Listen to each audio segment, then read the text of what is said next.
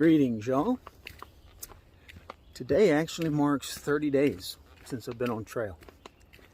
It's hard to believe, but then again, it's not hard to believe.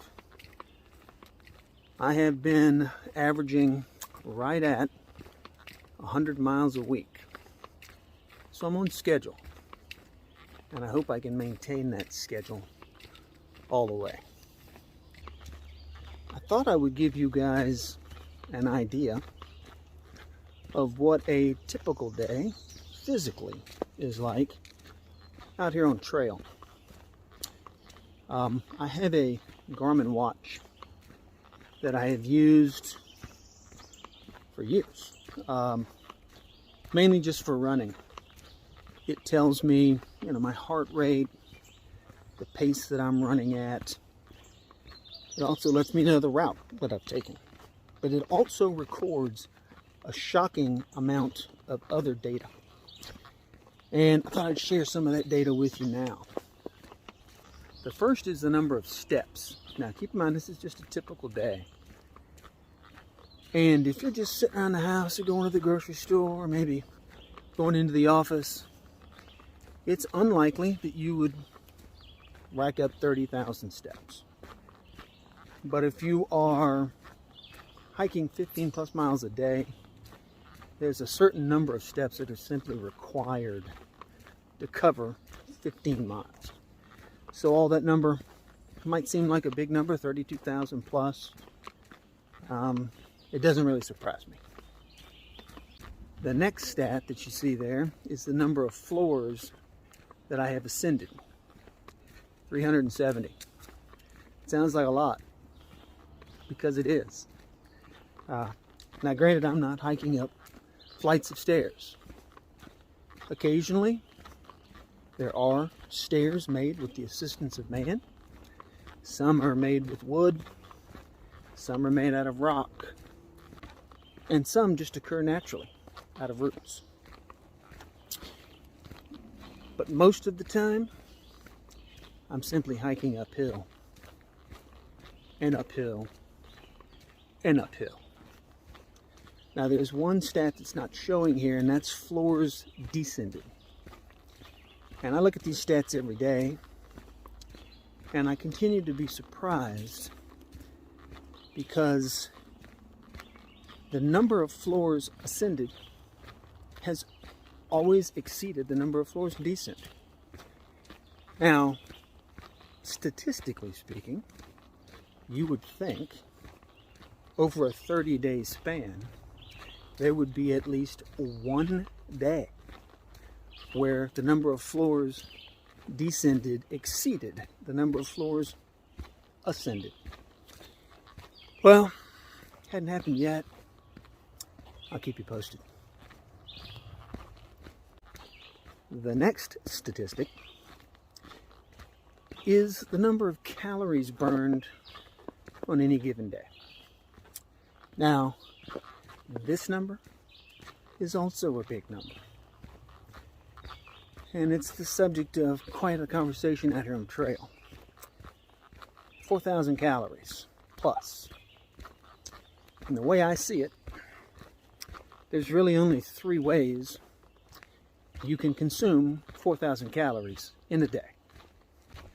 The first would be to shove a Waffle House restaurant into your pack and eat 3 square meals a day. Now, two problems with that. One, your cholesterol is going to be through the roof. And 2, it's not going to leave any room for any other gear. So that's out. Option number 2 would be to pack out the equivalent of 4,000 calories a day, which technically can be done. My food bag happens to be the single heaviest thing in my bag. So I could pack out 4,000 plus calories a day, but that's probably going to add 8 to 10 pounds, which I'm not willing to carry. So that's out. Another option would be to do what most people out here on trail do, and that is consume as many calories as they can realistically carry. Which, if you talk to these fellas out here, it averages anywhere from 2,500 to 2,750 calories a day, which the medical profession would tell you results in something called a caloric deficit. Now, I don't know how this compares to, say, Jenny Craig or the Scarsdale's diet, but I can tell you this: if you're looking to lose a few lbs, it's highly effective. Since leaving Amicalola, I've only had the opportunity to get on one scale, and I have already dropped 16 pounds since the day I started. And that was over 2 weeks ago. I can only assume that trend is continuing. I can only hope that I have enough total body mass to get me all the way to Maine. That brings us to the next category, which I find really interesting. And that's the amount of sleep that I'm getting. Now, some of you might say, well, duh. You're hiking 15 miles a day up and down mountains. Of course you're going to sleep. A lot. Well, this is true. However, when compared to the sleeping conditions in Atlanta, where I had a roof over my head, it was in a climate-controlled environment, on a nice, firm, Sealy Posturepedic, with nice, cool cotton sheets, I'm getting maybe 6 or 7 hours of restless sleep a night. And that's with maybe a melatonin or two. Compared with out here, I'm sleeping outdoors, in the elements.